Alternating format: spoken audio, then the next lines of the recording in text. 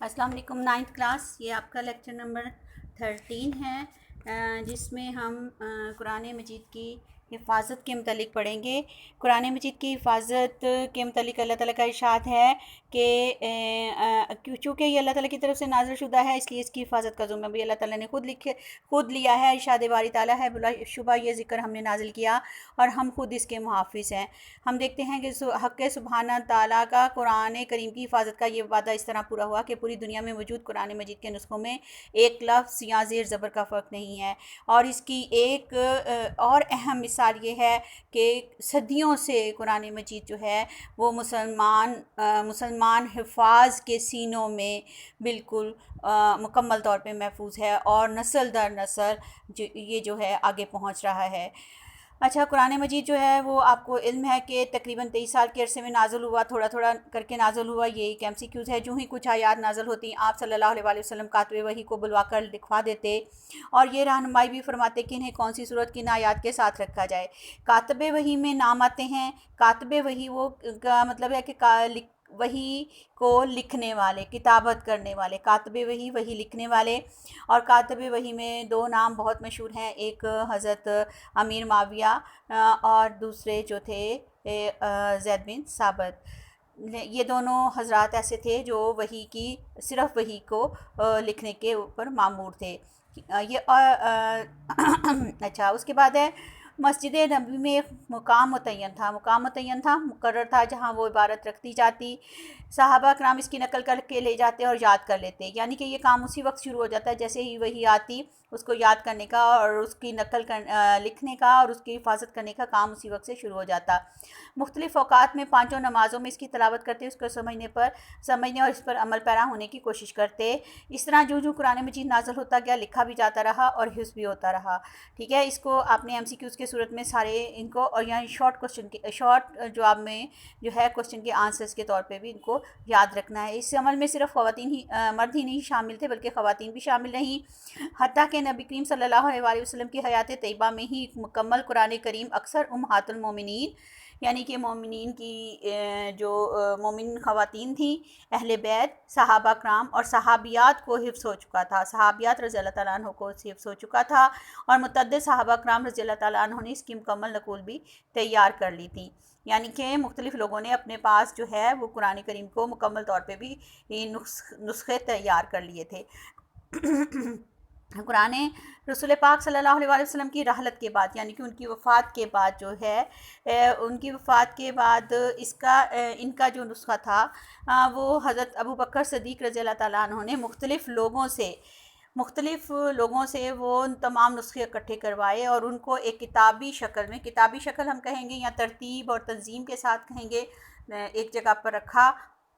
اس لیے حضرت ابو بکر صدیق کو جمع تدوین قرآن کہا جاتا ہے، یعنی کہ قرآن کی ترتیب و تنظیم اور اس کو جمع کر کے ایک جگہ پر جمع کرنے کا کام جو ہے حضرت ابو بکر رضی اللہ تعالیٰ عنہ کے ہاتھوں ہوا. آپ نے اس چیز کا خیال رکھا کہ تمام اجزاء کو اس کی مقررہ ترتیب، رسول پاک صلی اللہ علیہ وسلم کی بتائی ہوئی ترتیب کے مطابق یکجا کیا جائے، اور آیات کی ترتیب اور صورتوں کے نام وہی تھے جو رسول پاک صلی اللہ علیہ وسلم نے اللہ کے حکم سے مقرر فرمائے تھے. اب حضرت عثمان غنی رضی اللہ تعالیٰ عنہ کا دور خلافت جب آیا تو انہوں نے تمام امت، کیونکہ مسلمانوں کی حکومت جو تھی وہ دنیا میں بہت بڑے علاقے پر پھیل گئی اور وہاں پر جو زبان جو تھا اس کا فرق آ گیا تھا، مختلف علاقوں کی زبان مختلف تھی. تو جس کی وجہ سے جو ہے زیر زبر کے فرق کو ختم کرنے کے لیے حضرت عثمان غنی رضی اللہ تعالیٰ عنہ نے تمام دارالحکومتوں میں ایک نسخہ زیر زبر کے مکمل طور پہ قرآن کو ایک مکمل طور پہ مختلف دارالحکومتوں میں پہنچایا تاکہ وہاں پر موجود جو تھے خلیفہ، وہ جو گورنر تھے، وہ ان چیزوں کو تمام لوگوں تک ایک ہی قرآن کی صورت میں پہنچائیں آگے. باقی زیر زبر کا جو ہے وہ حضرت زید بن ثابت نے اس کو مکمل کیا اور انہوں نے بڑی احتیاط کے ساتھ قرآن کو جو تھا وہ اس کے بھی بعد کا واقعہ ہے کہ اس کو کس طریقے سے اعراب لگا کے جو ہے وہ آگے پہنچایا گیا. اچھا، آگے ہے فضائل قرآن. قرآن مجید میں وہ اب ہم دیکھتے ہیں کہ قرآن مجید کا موضوع کیا ہے. قرآن مجید کا موضوع انسان ہے. قرآن کا موضوع انسان ہے. تو انسان کو پیدا ہونے سے یعنی کہ گود سے اور لحد تک جتنے اس کے ساتھ پرابلمز ہیں، جتنے اس کو مسائل کا سامنا کرنا پڑتا ہے، یا وہ جتنی بھی زندگی گزارتا ہے، اس میں جتنے بھی اس کے ساتھ واقعات اور حالات ہوتے ہیں، ان تمام کا معاشی ہو، معاشرتی ہو، یا دنیاوی ہو یا اخروی ہو، وہ تمام کے تمام معاملات جو ہیں وہ قرآن کے اندر جو ہے بالکل اس طریقے سے پیش کر دیے گئے ہیں کہ ایک انسان کو اپنے بھی کسی بھی مسئلے کے حل کے لیے قرآن سے فوری طور پہ مدد مل جاتی ہے. قرآن مجید میں جو کچھ بھی فضائل اس کے کیا ہے کہ فضیلت کیا ہے، اس سے ہمیں کیا کیا فائدے اور کیا کیا ہمارے لیے اس میں جو ہے بہتری ہے. قرآن مجید میں جو کچھ بیان ہوا ہے وہ یقینی علم اور حقیقت کی بنیاد پر مبنی ہے، اور اس میں کسی شک کا گزر نہیں، کیونکہ یہ وحی کا علم ہے. اور وحی کے علم کے بارے میں ہم پہلے بھی پڑھ چکے ہیں کہ وحی کا علم ایسا علم ہے جس میں کسی بھی دور میں کسی بھی قوم نے کبھی بھی کسی بھی شک کا اظہار نہیں کیا. اس میں ہر زمانے اور ہر خطے کے تمام انسانوں کے لیے مکمل ہدایت اور رہنمائی موجود ہے، اور انسان کی دنیا اور آخرت کی حقیقی فلاح کا دار و مدار اسی پر عمل کرنے میں ہے. اس لیے قرآن حکیم کو بڑی فضیلت حاصل ہے. جس طرح یہ کلام تمام کلاموں سے بہتر ہے، اسی طرح وہ انسان بھی تمام انسانوں سے بہتر ہے جو خود بھی اس کا علم حاصل کرے اور اسے دوسروں کو بھی سکھائے. کیا کہ وہ انسان تمام انسانوں سے بہتر ہے جو خود بھی اس کا علم حاصل کرے اور اسے دوسروں کو سکھائے. ارشاد نبوی ہے، خیرکم من تعلم القرآن وعلمہ، تم میں سے بہتر وہ ہے جس نے قرآن سیکھا اور سکھایا. اس لیے ہمیں چاہیے کہ قرآن پاک کا علم حاصل کریں، یعنی کہ اس کو بہتر قرار دیا گیا جس نے قرآن کا علم حاصل کیا. ٹھیک ہے. سب سے زیادہ ہمیں قرآن پاک کا علم حاصل کرنے کی طرف سب سے زیادہ توجہ دیں. اس کے لیے کسی طرح کی محنت سے دریغ نہ کریں. اور الحمدللہ ابھی بھی مسلم امت جو ہے وہ اپنے بچے کی تعلیم و تربیت کا آغاز جو ہے مسلم گھرانوں میں ابھی بھی پہلے قرآن پاک کی تعلیم سے ہوتا ہے اور پھر دنیاوی تعلیم کی طرف توجہ کی جاتی ہے.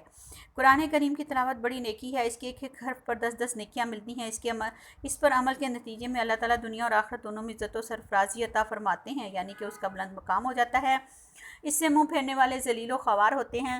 تاریخ گواہ ہے کہ مسلمان جب تک قرآن کی تعلیمات پر عمل پیرا رہے، دنیا میں غالب رہے. جب انہوں نے اس کی طرف سے غفلت برتی تو عزت و سربلندی سے محروم ہو گئے. یہ بات رسول اکرم صلی اللہ علیہ وسلم نے پہلے ہی ارشاد فرما دی تھی کہ اللہ تعالیٰ بہت سی قوموں کو قرآن کی وجہ سے سربلندی عطا فرمائے گی، یعنی کہ یہ ان کی پیشین گوئی تھی، اور بہت سی قوموں کو اس سے غفلت کی وجہ سے گرا دے گا. اس لیے ہمیں چاہیے کہ ہم قرآن پاک کی تلاوت کریں، اس کو سمجھیں اور اس کے تعلیمات پر عمل کریں. اب ہمارا پہلا ہے قرآن مجید کا مختصر تعارف بیان کریں. کیونکہ قرآن مجید کا تعارف خود ایک لانگ کوسچن ہے، لیکن اگر اس کا شارٹ کریں تو اس کا شارٹ کیا ہے، مختصر تعارف بیان کریں. مختصر تعارف میں یہاں سے ہم تعارف والے پیراگراف کی تیسری لائن لیں گے اسٹارٹ سے. ہمارے نبی حضرت محمد صلی اللہ علیہ وسلم اللہ تعالیٰ کے آخری نبی ہیں. اللہ تعالیٰ نے آپ پر قرآن مجید نازل فرمایا. یہ اللہ تعالیٰ کی آخری کتاب ہے، تمام بنی نوع انسان کے لیے ہدایت کا دائمی ذریعہ اور سابقہ آسمانی کتابوں کی تصدیق کرتا ہے. ٹھیک ہے. اب اس کے اندر ہم قرآن مجید کو پچھلی کتابوں کے لیے مہیمن کہا گیا ہے، یہ کہہ سکتے ہیں. اس کا مطلب ہے کہ ان کتابوں میں جو تعلیمات اور عقائد اپنی اصلی حالت میں محفوظ نہ رہ سکے، انہیں قرآن مجید نے اپنے اندر اثر نو بیان کر کے محفوظ کر دیا ہے. اب آپ کو سمجھ آ گئی ہوگی کہ میں نے کہاں سے پڑھا. پہلے اوپر سے تقریباً 2 لائنیں اوپر سے پڑھی ہیں اور 2 ہی لائنیں جو ہے وہ نیچے تیسرے پیراگراف میں آ رہی ہیں.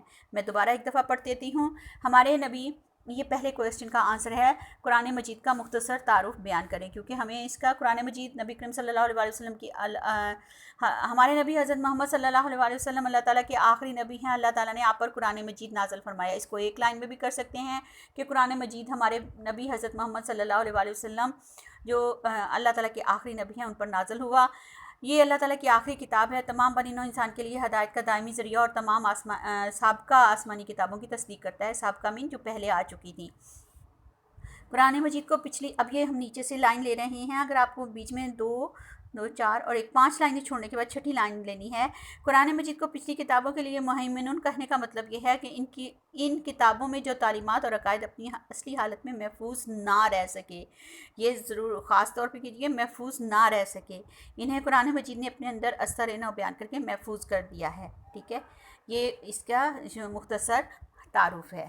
اب ہم اس کا دوسرا سوال دیکھتے ہیں، قرآن مجید کی حفاظت کے بارے میں آپ کیا جانتے ہیں، بیان کیجئے۔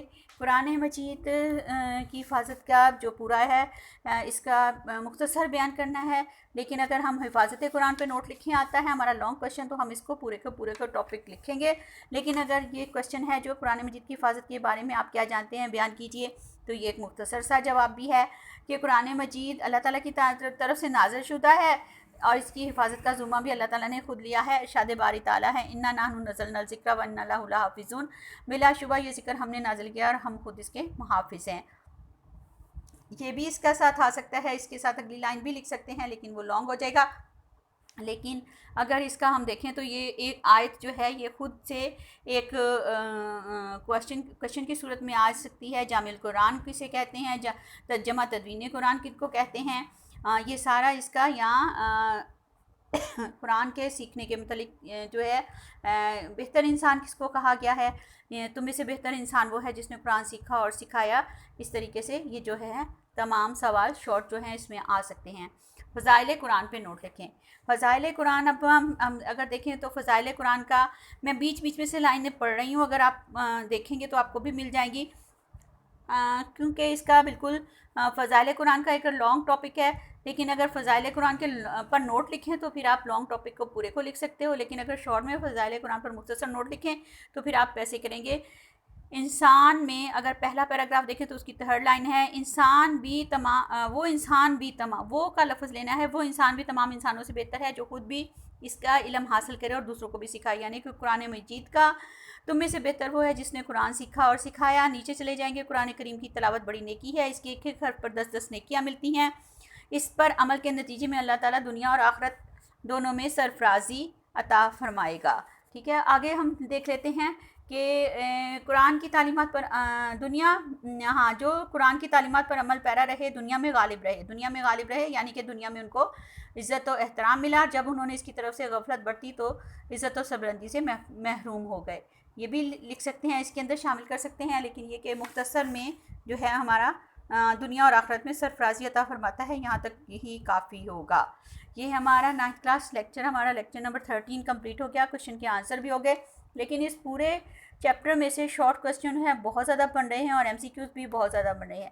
ہم نے پہلے بھی کیا تھا کہ تعارف قرآن میں ہمیں جو ہے اجتماعی، معاشرتی اور انفرادی زندگی جو ہے وہ ہمیں ڈسکس کرنی ہے، اور اس کے متعلق جو ہے وہ قرآن کے اندر تمام مسائل کا حل جو ہے محفوظ ہے کہ انسان کو معاشی، معاشرتی اور اجتماعی اور انفرادی زندگی جو ہے وہ کس طریقے سے گزارنی ہے اور اس سے قرآن سے کیسے رہنمائی حاصل کی جا سکتی ہے۔ یہ آپ کا لیکچر نمبر 13 کمپلیٹ ہوا، اور